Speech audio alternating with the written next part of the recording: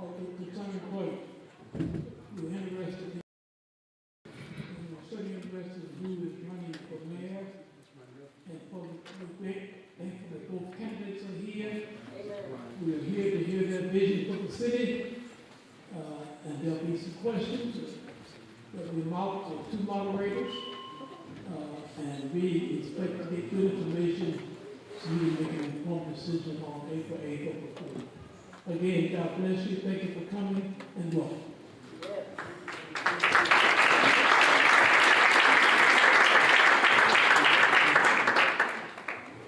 We as clergy, first thing we always do is recognize and honor God in everything we do. We want to take that moment to do so now. So we will stop and yield for a moment of prayer. To our Creator, Maker of mankind, we yield to your providence. And God, we pray that this moment executes your glory and your purpose. And let everything be done decently and ordered. Everything be said that represents and honor you. Allow the truth to manifest itself, that people may see what is best and what you have set for us. Is our prayer today. In Jesus' name. Amen.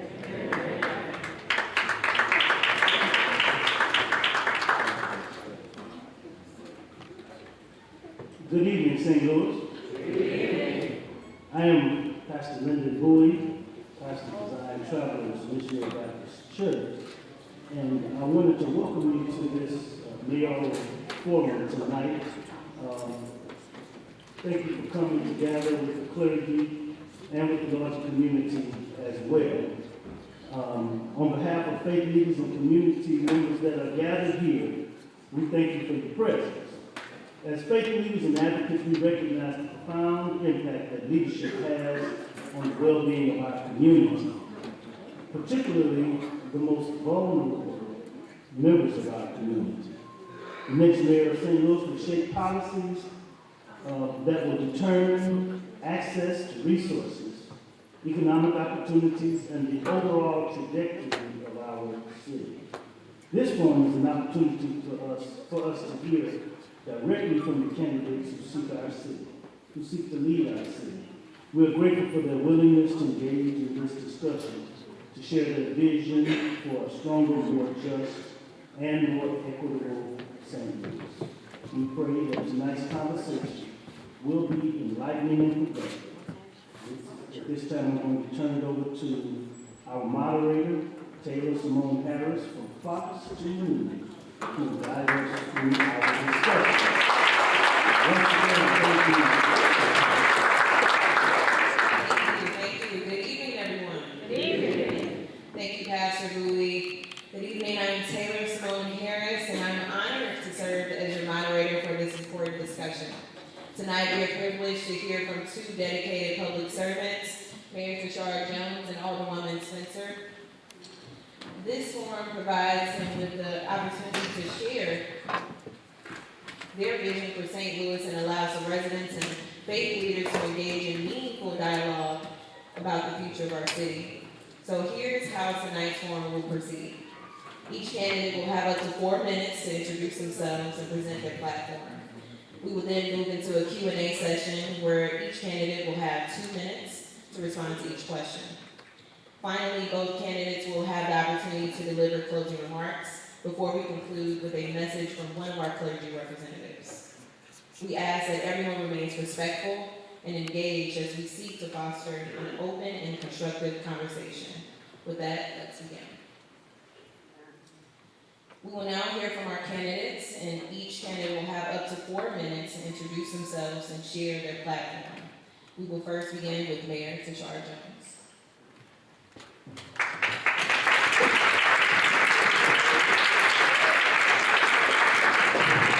Good evening, everyone. Good evening. It's so great to be back in Greater Mount Carmel.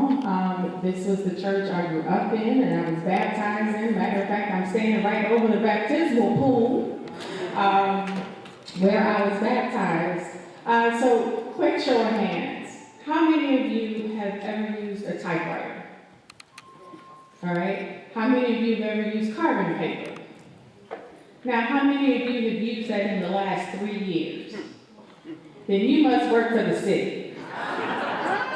That's some of what I inherited when I became mayor in 2021. I also inherited a hiring freeze, homicides were at an all-time high, and yes, city services were not being delivered. So my team and I got right to work making sure that we made St. Louis safer, healthier, and stronger, and we did that in a myriad of ways.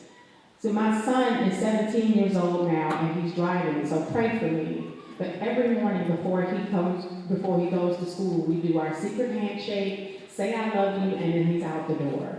And as I watch him drive away, I am reminded of the progress that we've made on public safety in our city. Homicides are down 40% since I became mayor in 2021. Youth-involved shootings are down 50%, and our emergency response times have increased by 60%. That doesn't happen without radical collaboration between our police department, our Office of Violence Prevention, and our community partners on the ground, because we believe that people closest to the problems are closest to the solutions. St. Louis is also #1 in the country in the increase in foreign-born population. So in 2023, I started an Office of New Americans to connect people to resources, to jobs, to healthcare, to housing, and whatever else they needed to thrive. Also, we realized that mental health and substance abuse is an issue here, so through the Department of Health, we started a new behavioral health bureau to connect people to mental health and substance abuse resources throughout the community. And then on economic development, this map here shows you how we have leveraged $250 million to $1 billion in investment all over the city, but paying particular attention to North St. Louis and parts of South St. Louis that haven't been invested in decades. North St. Louis didn't start to look like this overnight, and no mayor can make progress in 4 years alone. It's taken the first 4 years of my administration to set the foundation for the transformational growth that we're going to see in the next 4 to 8 years. We've been able to tear down over 990 buildings. We've been able to repair over 800 homes for our seniors so they can age in place, and build over 3,500 new units of housing for our city. So we're also working regionally with our neighbors to the east and the west on regional crime initiatives and regional initiatives to address our unhoused and our unhoused neighbors. I'm just scratching the surface, but in our next term, we hope to continue this progress on public safety, on economic development, on investing in communities that haven't been invested in decades, and rebuild our airport because we are a world-class city and we deserve a world-class airport, and also building public transit because the mark of any world-class city is the public transit that it offers its residents. So I look forward to the discussion, and thank you all for coming. God bless.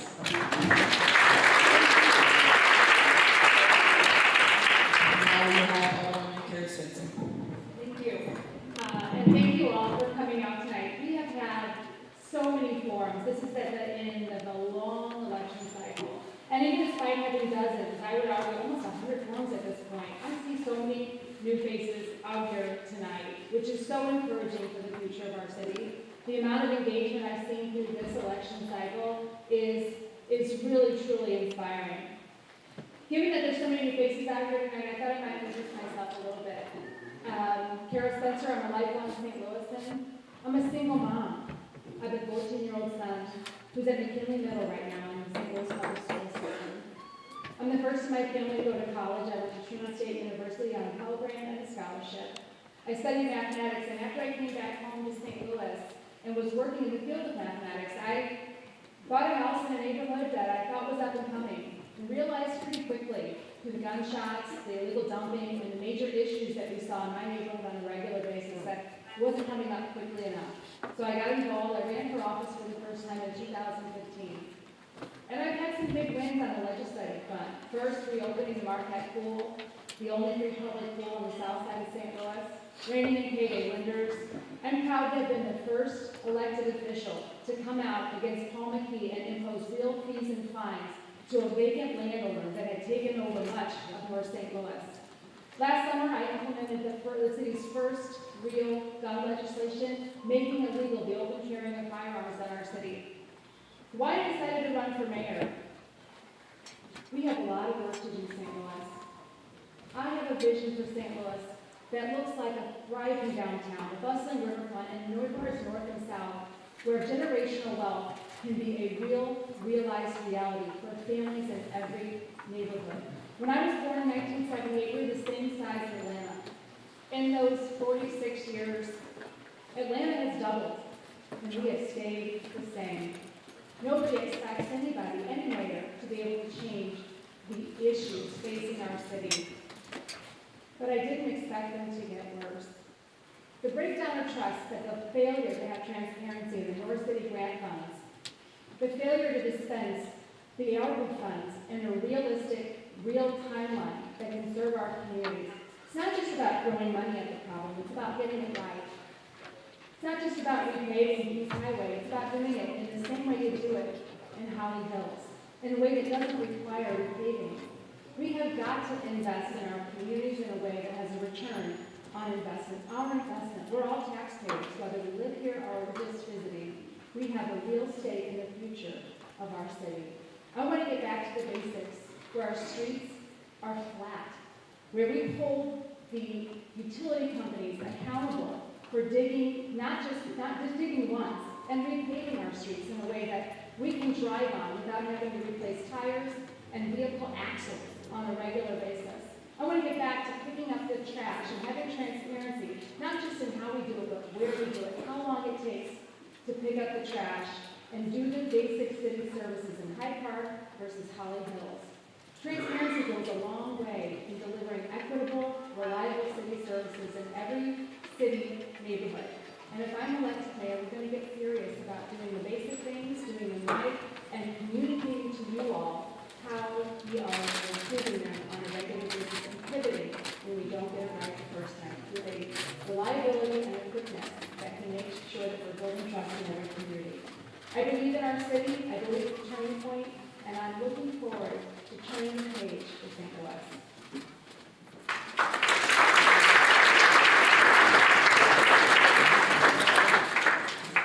Thank you both for sharing your vision for St. Louis. We will now move into the Q&A portion of the forum. Each candidate will have 2 minutes to respond to each question. And our first question tonight will be starting with Alderwoman Kara Spencer. What specific policies and fundamental strategies will you be implementing to ensure that equitable infrastructure improvements, particularly in historically underserved neighborhoods? This is a great question, and what I touched upon a little bit in my opening remarks. To me, it really boils down to transparency. Having transparency of how and where we are delivering basic city services, the potholes, the garbage collection, communicating to you all on a very real and everyday basis the services that we're delivering. In order to be equitable, we have to be communicative to you all, hold ourselves accountable to making sure that when a dumpster is overflowing in Walnut Park, it gets addressed at the same speed at which we do the same thing down in Tower Road. We have to have equitable communication, transparency in the basic city services that we deliver. And if I'm elected mayor, we're going to get real about not only collecting data. One thing I've really admired recently is the collection of data on city services through something called LoosStat.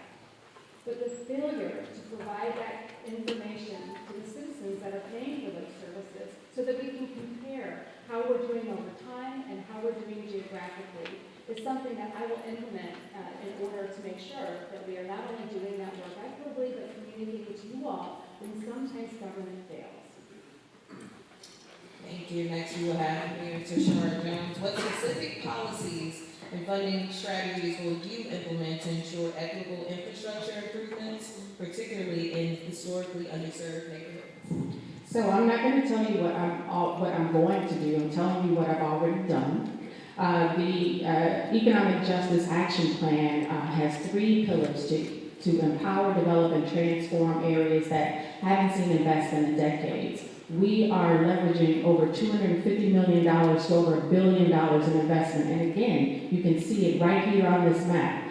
Usually when you see maps of St. Louis and how it shows that when the north side doesn't get anything, but you see the south side getting everything, or you see downtown getting everything, we can walk and chew gum at the same time. So we have been able to make sure that the Economic Justice Action Plan, as it is implemented, pays attention to areas that haven't been invested in decades. That is the definition of equity. And when it comes to delivering city services, you know, it's easy to say that you're going to take what the mayor does and then try to make it better. So we have embarked on this journey on LoopStat. And yes, we have not shared it with the public because we are still trying to work out the kinks and make it so we can share it with you. And we are still working with other cities to make sure that we are covering all of the bases before we share that data, because we still are cleaning that data up. And so but we have shared pieces of it. The pothole map, for example, if you Google STL pothole map, you can come up with a map of all of our potholes that are currently filled and those that we're going to fill. And it gives you a button so you can report potholes as you see them. Our STL streets, our friendly streets, we have $300 million in streets and transportation upgrades scheduled between now and 2027. And you can go on that map and also take a look at what streets are going to be repaid in your neighborhood. So we are already doing the investment in communities that haven't been invested in decades. Thank you, Mayor. This next question, if you do not win the election, what would you like for your opponent to make a priority in her administration?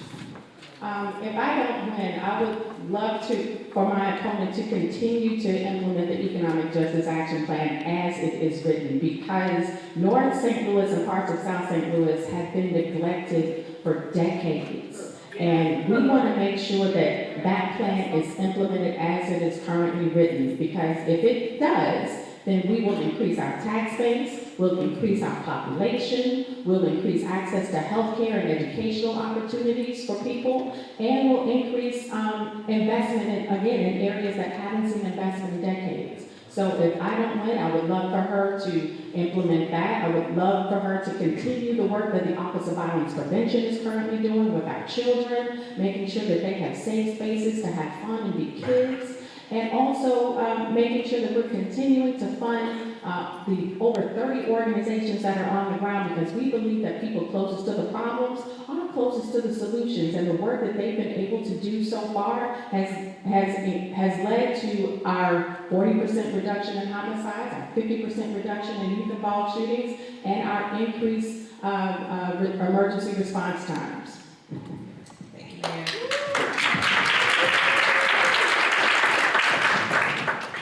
If you do not win the election, what would you like for your opponent to make priority in her administration? Well, I want to first thank the mayor for the the action plan, and I will pledge to you all tonight, as I have done previously, that I will continue this work, not just philosophically, but with real action. What I would hope that my opponent would do, if I'm not elected, is take transparency seriously. To not sort of clean up the data. The data needs to be given to the public. It's our data. What we're collecting on the basic city services, this belongs to all of us. I want to see the administration of the city take very seriously transparency across the board when we're doing big projects like demoing the workhouse. This was a project and a big amount of money, over $2 million, that was awarded without an RFP, a no-bid contract awarded in closed secrecy, something that we can't even have access to as the general public. I want to see the administration take very, very seriously the disbursement of ARPA funds in a way that we can trust. The North City Grant Program, the failure to have transparency across the board in that program, I think we need to take very seriously how we implement transparency across the board. The private building stabilization program, $17 million that we allocated to stabilizing buildings in North St. Louis, millions of which were siphoned off the top to a politically connected building inspector. I would like to see corruption rooted out of city departments and transparency implemented across the board.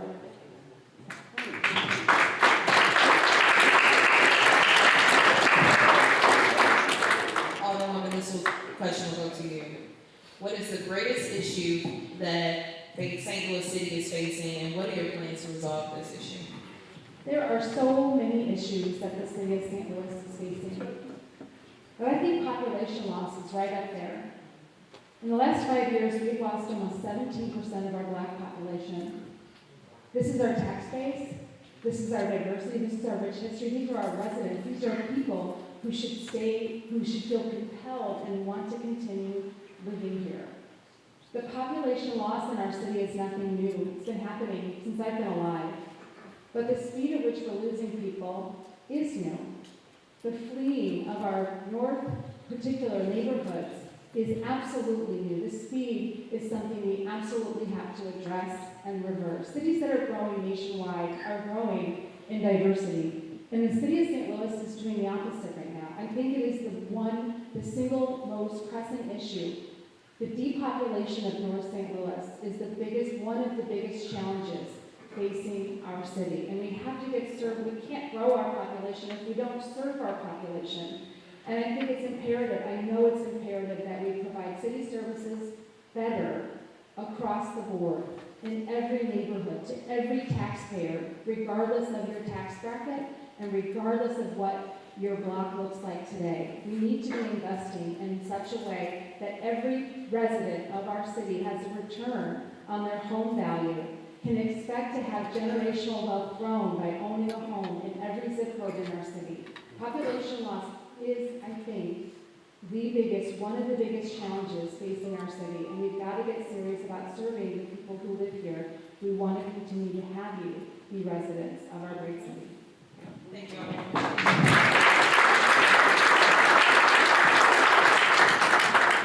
Mayor, what is the greatest issue facing St. Louis City, and what are your plans to resolve this issue? I believe that access to affordable housing is the greatest issue facing our city right now.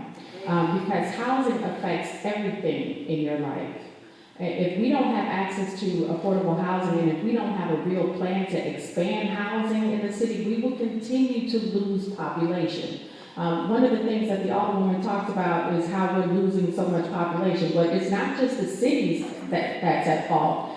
We live in the state of Missouri that has some of the most regressive policies in any state in the country.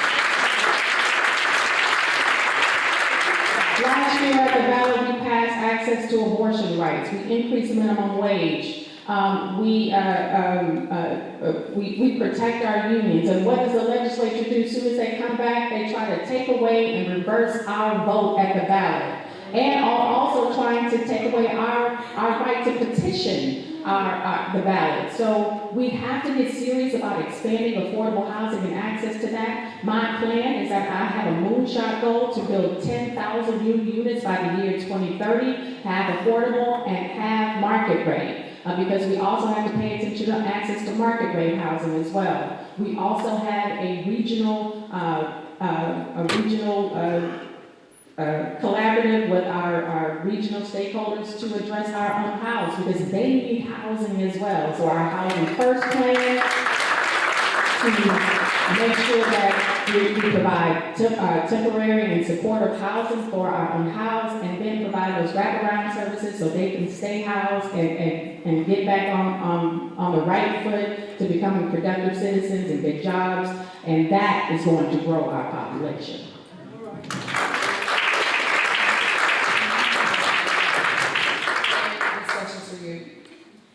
There has been a history of disproportionate funding between neighborhoods in St. Louis.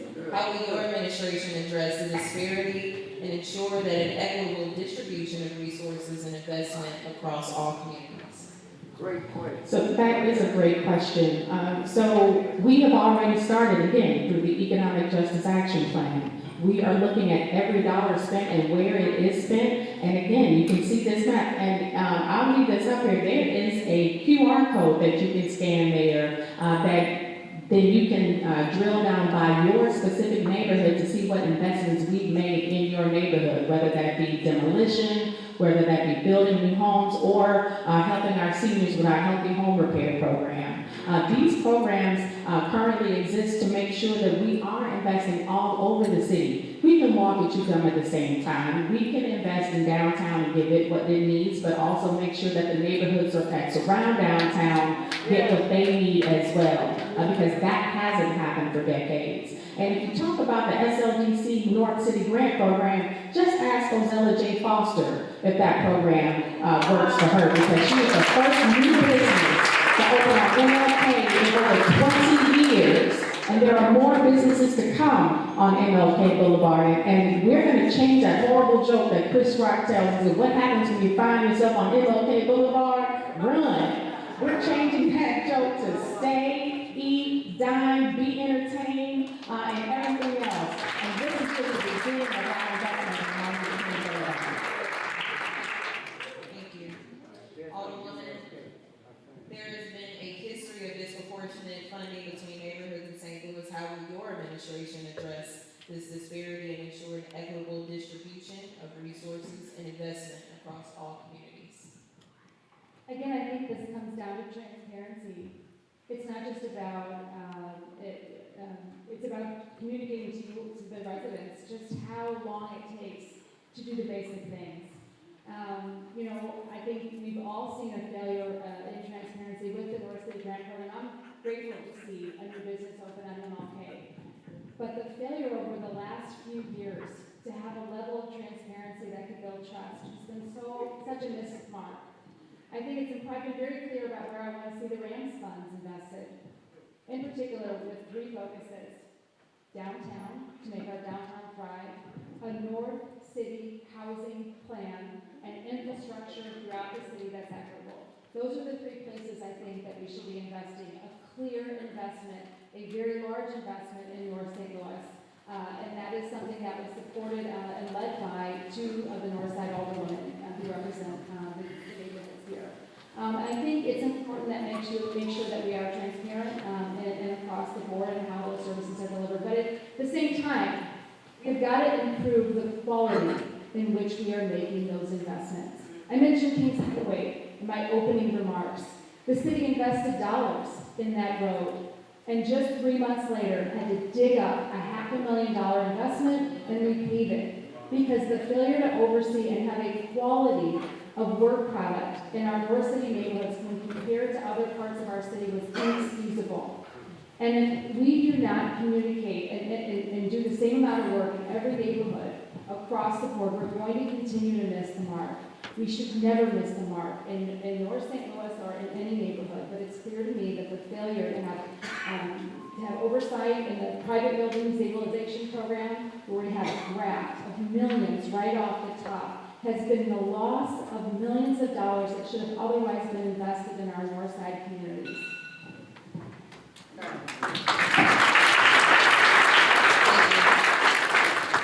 Alderwoman, can you tell me, despite the data suggesting that crime is down, what is your comprehensive plan for reducing crime in St. Louis, and how will you ensure that your approach balances law enforcement accountability with effective community-based solutions? Well, I want to first recognize with crime being down, this is a good thing. It is an impressive thing to see our homicide numbers going down. But at the end of the day, I can tell you I don't feel safer most of the time in St. Louis. It comes down to reckless driving in other areas where we're seeing major spikes. The fatalities of people walking. Just last year, 21 people lost their lives as a pedestrian to vehicular violence in our city. And we have to get serious about that. We have to get serious about the lawlessness that has taken over our streets, so that people who don't necessarily drive a car can get around safely and not feel a threat just by being a part of our communities. When I talk about crime, it's also about building trust. We've seen the call time, the response time for 911 decrease in the last couple of years. We've implemented a response system, an automated response system, like the kind you get when you call your cell phone provider and they're not giving you the service you want. Press 1 for fire. Press press 2 for EMS. Stay on the line if your life is at risk. And this type of fiddling with the numbers, this process of allowing the numbers to go down and look better and certainly provide a better story to the community is an absolute breakdown in trust. We need to eradicate that stupid, if you ask me, process of asking a caller in need and distress to figure out which number to call, answer our 911 calls responsibly, and have somebody at the other end who can actually show up and address the violence for which you're calling to begin with. We've lost over 300 police officers net in the last 3 years, going from 1,192 to just 850. We can't begin to expect a response when we don't have the staffing. And it starts by being an employer that our employees want to work for. And this is not just true in our police department. It's across the board. Hearing our employees and being an employer that our employees want to work for is the way to start serving our communities better. Thank you.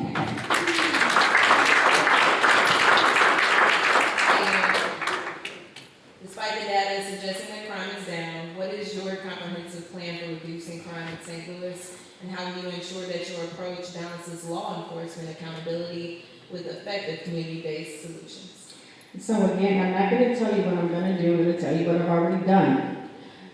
So we have been able to bring down homicides from 263 in 2020 to 150 at the end of last year, and still one life lost to gun violence is one too many. My family alone has been touched by gun violence 4 times since I've been mayor. And the reason why we have the automated system in 911 is because when you used to call 911, you wait on the phone for a police dispatcher first. And then they would talk to you and see what your problem was to see if you needed to either police dispatch or to be transferred to EMS or fire. Once you were transferred, you still had to wait for them to pick up the phone. And then, again, talk to someone again to tell them what your problem is and what your need is. You know, it's easy to criticize something when you have no knowledge of what it is. And so, yes, our response times are increased because we are working smarter, not harder, when it comes to our 911. And we're building a new 911 system, or 911 center, right by the fire department headquarters. They've been talking about building this facility for the last 20 years, and I'm the mayor that put the resources together to get it done. So, when it comes to public safety, we're going to continue funding the Office of Violence Prevention. We're funding community organizations on the ground because people closest to the problem are closest to the solution. And we're going to make sure that police are not the only response when you call 911, because up to 50% of calls can be answered by someone other than police. We want to deploy the right resource to the right call. So that sometimes means our cops and clinicians program, which pairs a behavioral health professional with an officer. It looks like when you call 911 and you're in a mental health crisis, that you can speak to someone, a behavioral health professional, in real time and be followed up through our partner at Behavioral Health Response. And it looks like a non-police response that we launched a little while ago, to make sure that, again, that police are not always the response. So we are diversifying our response and making sure people are safer, and the city is a lot safer as a result. Thank you, Mayor.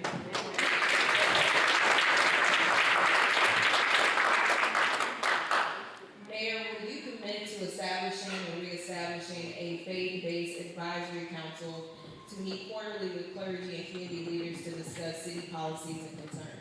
Yes, absolutely. We have a faith table that includes ministers and representatives of all faiths, from Jewish to Muslim to Baptist to CME to AME Zion and everything in between. We have not done a good job of bringing those people together.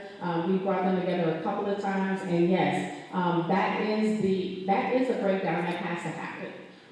We had a meeting here not too long ago, and yes, absolutely, we have to make sure that people have access to the mayor's office, and they have access to me. And during that meeting, I gave everybody my personal cell phone number so they had access to me. And I have been in many churches around our community, and have spent time with many ministers in this room, having service and having a good time in service with many of the congregations that are represented here.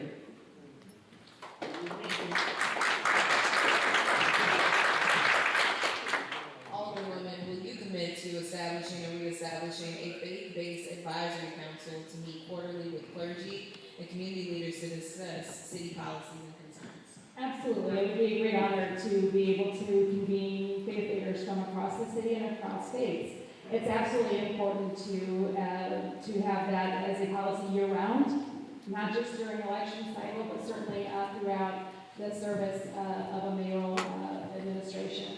It's important to be open and have an open door policy that allows for different groups of folks to not only have convening service, but have access to the mayor's office.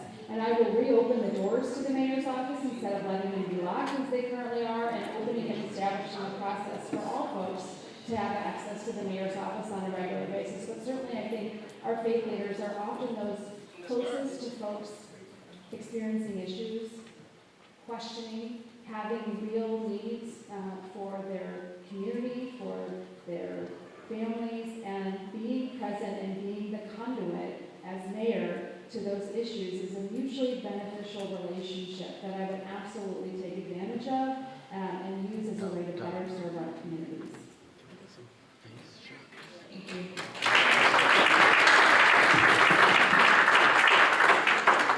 Alderwoman, the city of St. Louis has received millions in federal ARPA funds, the American Rescue Plan Act funds, meant for pandemic recovery and community investment. How will you prioritize and distribute these funds to ensure that they truly benefit all St. Louis communities? This is an important question because we received an historic amount of funds, $498 million over 4 years ago that was awarded to us to get through the pandemic. And here we are so many years later, and according to the city's transparency portal, the vast majority of those funds still haven't been spent. I think the first step is really have a level of urgency to get those funds finally out the door so we can pivot and start thinking about how we can invest the raised funds. It's clear to me that our neighborhoods, our communities need investment now. We cannot wait another day. It's time to put those dollars to work. We need to have a level of transparency that takes seriously the word and updates that portal in a way that residents, all of us, can see in real time how those funds are being spent. I think it's important that we make sure that we are recognizing why the city of St. Louis received such an historic amount of funds. And it's because of our population loss, the economic challenges that we face, and vacancy in city neighborhoods. And it's important that those funds go disproportionately into the communities that drove that large amount of funding. Absolutely correct. So I want to make sure that we make those funds available, and that we have a level of urgency that I have failed to see in the last few years to get those funds finally out the door. I want to stem the tide of population loss and make sure that we are investing in the communities, particularly North St. Louis, that are experiencing the vast majority of population loss in our city. But I want to just add one quick thing. I think it's really important that we get this right. We talked about the issues in the private building stabilization program, auditing these funds to make sure that the federal government doesn't have any reason to claw back these much-needed funds. This is going to be an imperative first step to making sure that we are deploying these funds, the remaining of which, in a way that is lawful, that doesn't involve corruption, and that is trusted and best implemented in our neighborhoods.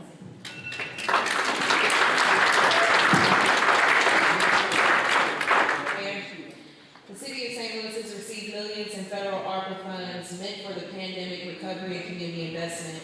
How will you prioritize and distribute these funds to ensure that they truly benefit all St. Louis communities?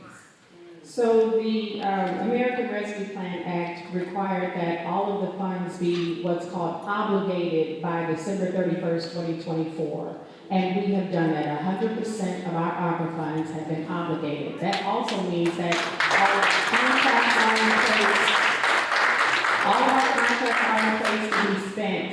And this money is going to be spent over the next 2 years because we have until December 31st, 2026. We've already been in conversation with the Department of Treasury about making sure that all of our funds are obligated and we are not at risk for clawback. So we are not. The work has already been done.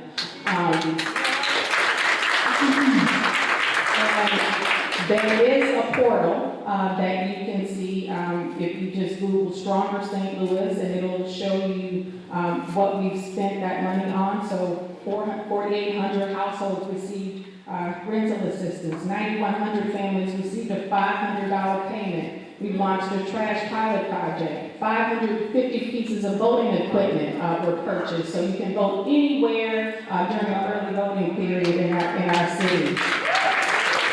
900 businesses received small grants, 49 child care grants. We opened a new Northside Economic Empowerment Center, 28 years partnership with local artists. 220 local artists received grants. We're opening the Monarch on MLK, which is going to be a new campus for economic mobility. 58 fathers got caught up on child support using the Northside grant. 108 students completed the adult education literacy program. 170 community events with the Office of Violence Prevention. 1,253 attendees received gun locks. We have a new regional plan to address crime. 11,000 participants in the Office of Violence Prevention programs. 1,500 young people received Metro passes. And 462 students received the Learn and Earn program with a 100% graduation rate.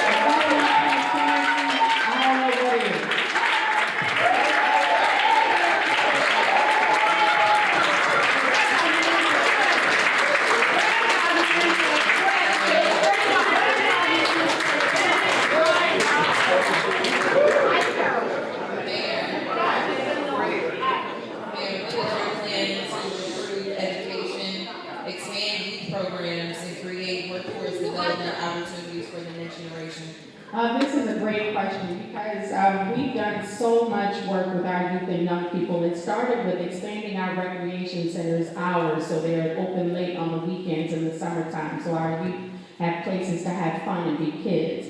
We've expanded our recreation offerings so they can build monetizable skills. We just graduated a class of about 10 kids that learn how to be DJs so they can monetize that skill in their communities.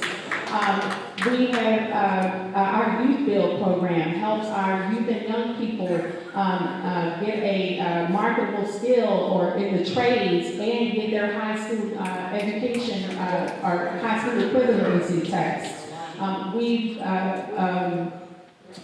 There are so many other things that we've done. Our Mayor's Youth Cabinet focuses on gun violence and voter education. They just partnered with an organization to do a teen summit just earlier this month to talk about the trauma around gun violence because many of our students are still healing from the CBPA shooting. So we are making sure that our youth and young people are at the table when these decisions are being made about their futures and involving them in ways that make sure that they know that their mayor cares for them and loves them and wants them involved and wants them safe.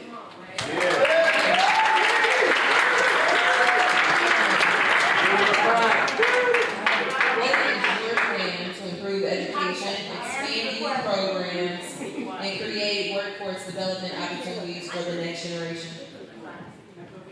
I come at this from a personal perspective. I'm the St. Louis Public School kid. I think it's imperative that the mayor have a focus on St. Louis Public Schools. And I will bring that to the table if I'm elected mayor from personal experience. Expanding our youth programs is so important. And I can tell you, as the alderman of the 20th Ward, what I did in that capacity, by not only reopening the Marquette Pool, by expanding access and resources to our dance programs, to our boxing programs, to investing in our rec centers, by putting in new basketball floors, by ensuring that the asbestos that had been there for years was finally removed so we can have safer spaces for our kids to play. We need to do this citywide, I agree, with much of these investments, and that's why I also voted in favor of them when they were presented to the Board of Aldermen. But I think it's important that we dig in to our St. Louis Public Schools by supporting the elected school board.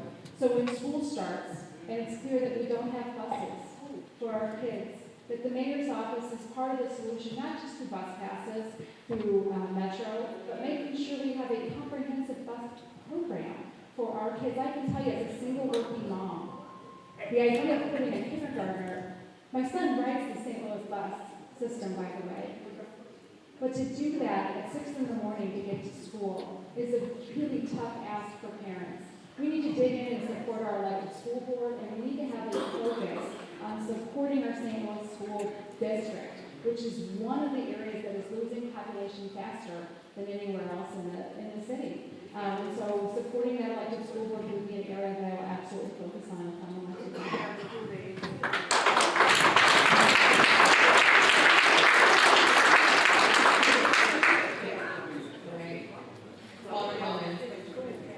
As mayor, what strategies will you implement to recruit and retain top talent in city departments to enhance the quality of services provided to the residents of St. Louis? I talked a little bit about this earlier when talking about the loss of our city employees across in the police department. Right now, we have a city budget that accounts for about 6,000 city employees, and right now we have just over 4,000 citywide.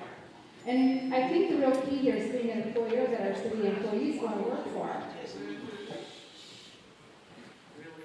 We recently gave raises to city workers. That came about a month before the pay study that the city commission was scheduled to be done. Giving raises without knowing what we really should be paying our workers, when we knew that study was coming right around the corner, was a political action that really was a slap in the face to our workers. I see in the crowd here, we have some city employees that work for us currently. Thank you. Thank you for doing the job that our city depends on you for. But I can tell you, by talking to our city workers, many of them don't have the amenities that they need to do the basic work. Our city refuse workers, many of them haven't had running water in their facility for almost a month. Working in facilities that are leaking, that are in bad shape, that aren't up to par, this is unacceptable. We need to be an employer that our city employees want to work for. And that is how we can start to attract and retain the talent that we need in our city workforce. We have to have a serious look at who's going to be our next personnel director, and certainly having respect for the person in that role is a key component to making sure that we can hire across the board and be able to serve our city employees in a way that we can all be proud of and that our city workers want to continue working for. Thank you.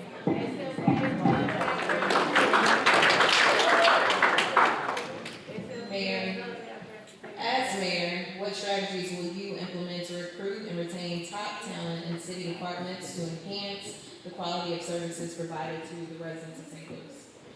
So back in 2021, when I asked you if you've ever used a typewriter or carbon paper, that was what the personnel department was using when I got here. And it took up to 9 months or more in order to, from the time that you submitted an application till you got a call back from the city's personnel department. So we worked with the personnel department to upgrade their software, and so now all of the city departments are on the personnel's software, so now we can send that information electronically, not send it through interoffice mail or through carrier pigeon or however it got there. And so we have reduced the time from the time that you make an application to the time that you get a call back down to 30 days, and I actually want to see it less. But let's also correct some of the misinformation that Alderwoman Spencer's talking about. She is the chair of the Budget and Public Employees Committee, so she should know that the reason why we gave city employees a raise a couple of months ago was because we first had to pay off the remote worker tax refund from the lawsuit that we lost recently. And so once we took care of all of our legal obligations, the first thing on deck was to make sure our city employees got a raise. And I'm sure that they were appreciative of that raise and the 2 previous raises that they received under my administration, totaling about 15%. And yes, it's very important that we become an employer that our city wants to work for. So Absolutely, but we have to make sure that our personnel department is running on all cylinders. All cylinders, and that means making sure that we have a personnel director that's going to respond to our city departments and respond to our job seekers when they apply to be a city employee. And we need to do the hard work to make sure that that working for the city is not the employment of last resort. We want people lining outside the door saying, what can I do to be a city employee?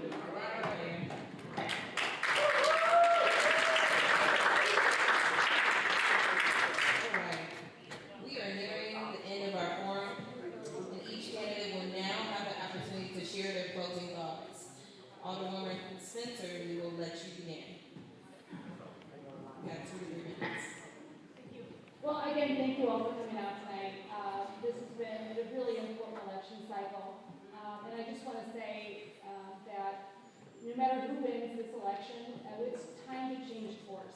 We have really got to get serious about being a city that we can all believe in. A city that disperses city services across the city equally, that picks up your trash, that does your paving, that fixes your streets in the same way it fixes streets in every other part of the city of St. Louis, that can respond reliably quickly when you are in dire need of emergency services, that doesn't rely on an emergency response system to bring down 911 response call times, and doesn't rely on excuses for getting the job done right the first time.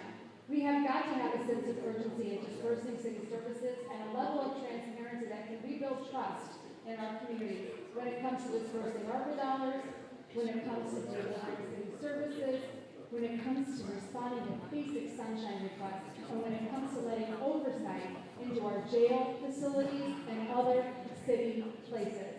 We have got to be a place that no matter who you are, whether you're incarcerated, in our care, or a city resident, you can trust that the city has your back. We have got to do better, St. Louis.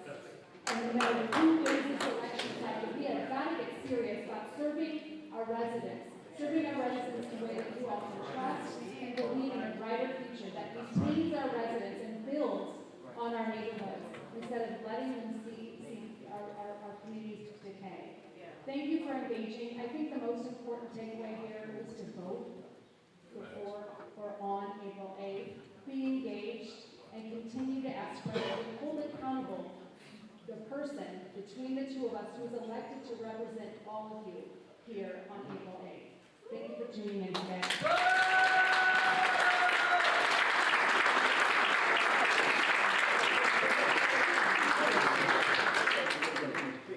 Thank you, Brothers and sisters, can you imagine being held to such a high standard that you are never allowed to make an error, to mess up? That you're never allowed to pivot and do something differently when you discovered something that isn't working and pivot to a new solution? Well, that, ladies and gentlemen, is the existence of a black woman mayor.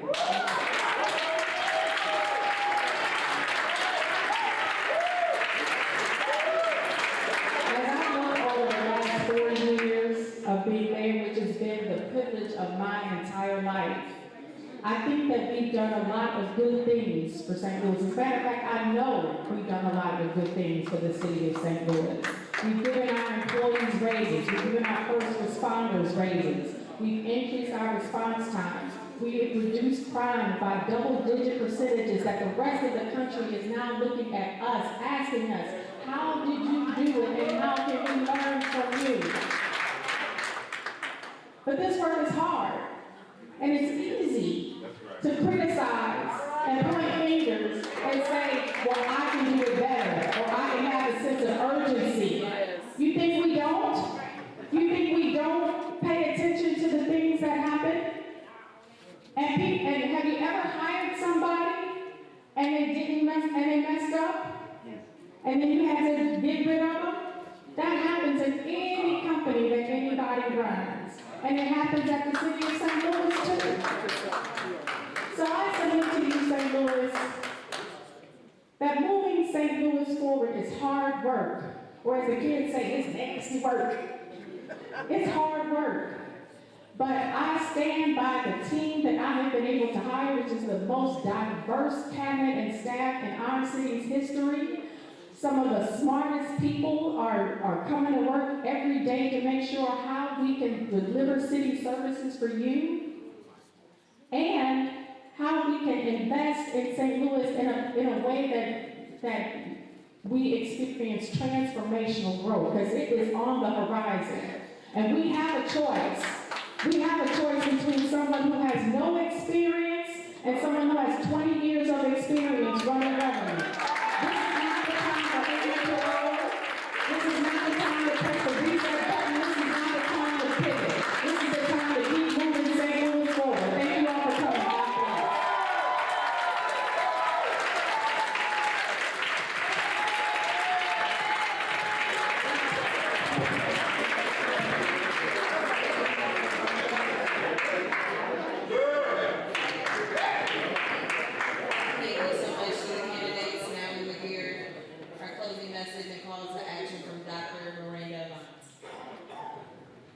Hello, everyone. On behalf of the clergy and community members gathered here tonight, we extend our gratitude to both candidates for their time and dedication to St. Louis. As we approach Election Day on April the 8th, we encourage every eligible voter to make their voice heard. Your voice and your vote is your power, and it is essential in shaping the future of our city. If you or someone who needs a ride to the polls, Urban League is offering rides to the polls for the St. Louis County and St. Louis City. If you need assistance, the telephone number is 314-391-5688. 314-391-5688. So you can go onto Urban League website and find that information as well. So I'm just sharing it now so you can have it. Special thanks to our moderator, Taylor Simone Harris. She did an awesome job. She's here supported by her mom and her aunt. The Hoskins, please stand so they can see you. All right, yes. Pastor Nance for hosting us this evening. He was celebrating his 72nd birthday. The ladies of Ada Gamma chapter, please stand. The ladies that you see in green, we're from Iota Phi Lambda sorority. It's a business sorority, and they came here to volunteer today to support this evening's event. The City of St. Louis NAACP adopted Spirit. He just celebrated a birthday last week as well. Please stand. We thank him for sponsoring this event with us. And then thank you to our subcommittee leaders for coordinating the candidates. My co-chairperson was Reverend Dr. Al Manson Jr. He's seated here. Our facilitators, Pastor Lyndon Louie and Bishop Lee Scott, they're working. And the strategic and technical team members, Pastor Frederick Lemons, please stand. Pastor Dr. Douglas Petty, he's not here today. Reverend Darrell G. Gray, all right? And all of our concerned clergy who have supported this effort, they're all seated up front, so we really do appreciate them. Let us continue to stand together in faith and action as we work towards a stronger and more just St. Louis.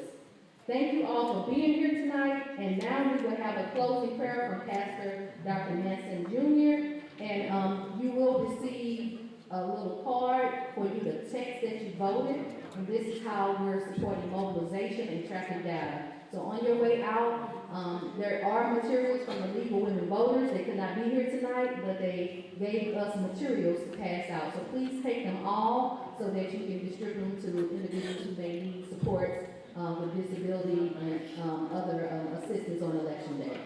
All right, at this time, we will have our closing prayer, and please stay seated. We want our clergy to join the candidates for a picture. Thank you.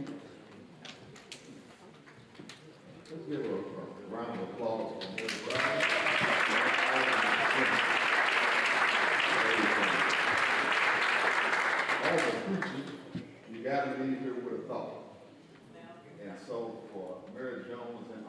expensive.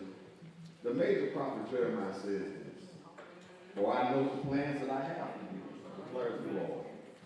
Plans to prosper you and not to harm you. Plans to give you hope and to give you a future. You all are doing a tremendous job. God knows all about it, and his plan will be good. First of all, we thank you for allowing us to come together in an atmosphere such as this. We thank you for these two bold candidates who has spoke candidly and spoke with a lot of passion.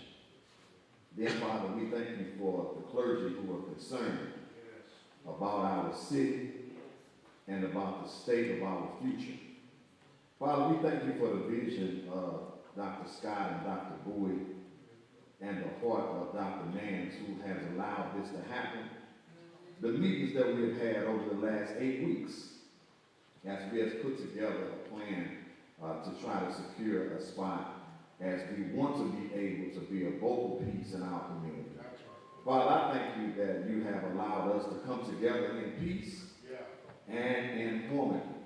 And then, Father, whatever plan you have, we know that it will be great because you are the one who ordained. Now may the grace of God, the sweet communion of the Holy Spirit, rest, rule, and abide in each of us, henceforth, now, and forever. And let all the Christians say, amen. Amen. Amen.